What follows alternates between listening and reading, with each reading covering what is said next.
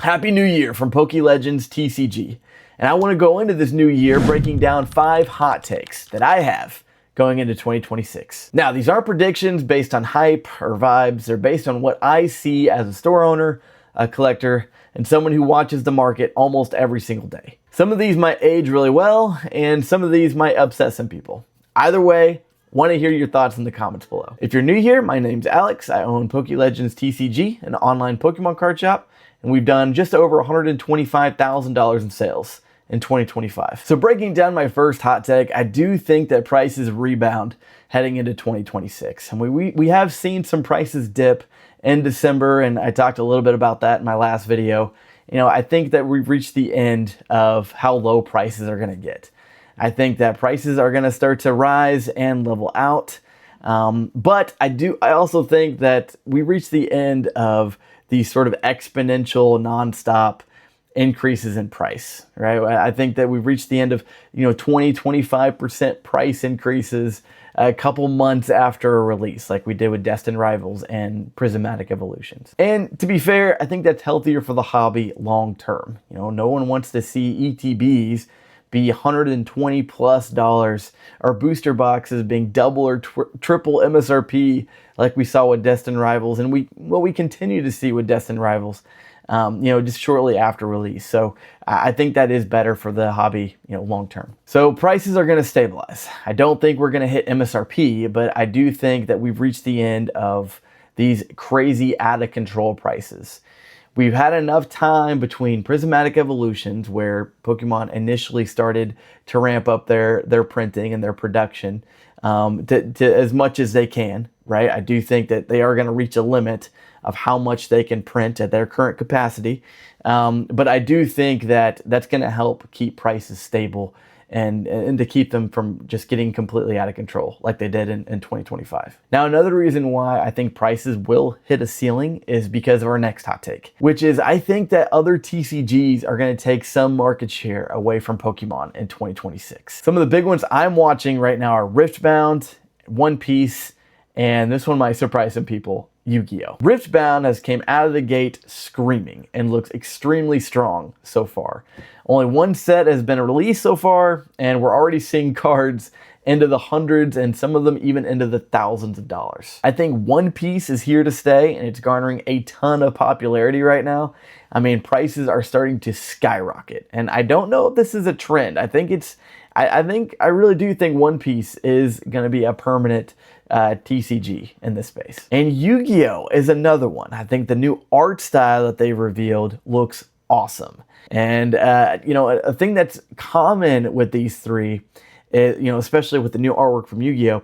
Is the collectability of the cards more so than the playability of the actual trading card game. One of the reasons why Pokemon is so popular is because of the collectability, not so much the how fun the game is played. There's really only one trading card game that I can think of that stayed around because of its playability, and that's Magic the Gathering. I can't really think of another one. And if there's only one trading card game in the space that's been successful that way, it's probably not smart to try and copy. Now, keep in mind, people only have so much disposable income for their hobbies.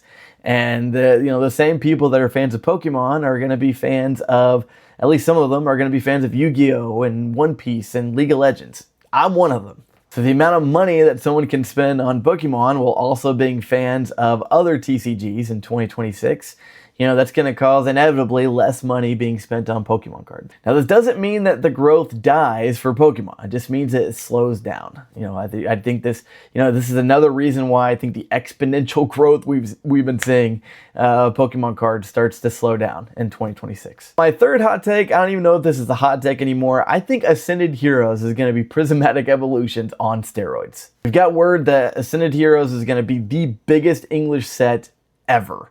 Nothing's ever been bigger than Ascended Heroes. And if you look at the lineup of the secret rares, Mewtwo, Dragonite, Charizard, Emboar, Feraligatr, Meganium, Pikachu, And the list just goes on and on. I mean, did you see that Embor? I mean, look at that spear, you guys. That Embor is absolutely sick. Okay, I'm sorry about that. And then we're gonna have the attacks plastered on the front of the artwork on some of these cards. You know, Pokemon's only done that a handful of other times. You know, so this is just gonna add to the absolute epicness of this set. Now, if you combine that with how big the set's gonna be, individually, those cards are going to be extremely hard to pull. And that's only going to make them more collectible, more rare, and more valuable. And remember, this is a special set, so it's hard to get a lot of packs at one time. There's not going to be any booster boxes for this set. Ascended Heroes really has everything it needs to be an absolute legendary set.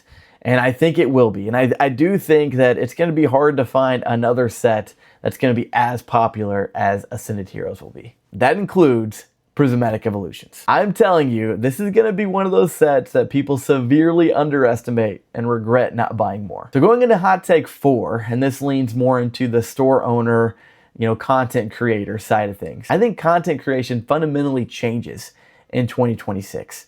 You know, picking up your phone and just talking into the void with no preparation, no script, no visualizations, no mic. I think those days are over. I don't think that's going to be enough anymore. Before, you know, consistency and a video doing well here and there was enough to make it in the content creation store owner space. You know, I think that does change. Heading into 2026, we're going to be competing with AI generated videos that are going to be harder and harder to differentiate between a real video that was created by someone and someone that just clicked a button. I think there's going to be more stores than ever. I think that there's going to be more creators with years of experience that you're going to be competing with. And like I said, I just don't think consistency alone is going to be enough anymore in 2026. You know, talking into the void versus having, you know, a decent mic, good lighting, you know, good audio, better pacing, you know, learning what hooks are. I think all of that is going to be the bare minimum for getting into the content creation store owner space for Pokemon cards. And look, that takes time, patience, a lot of work.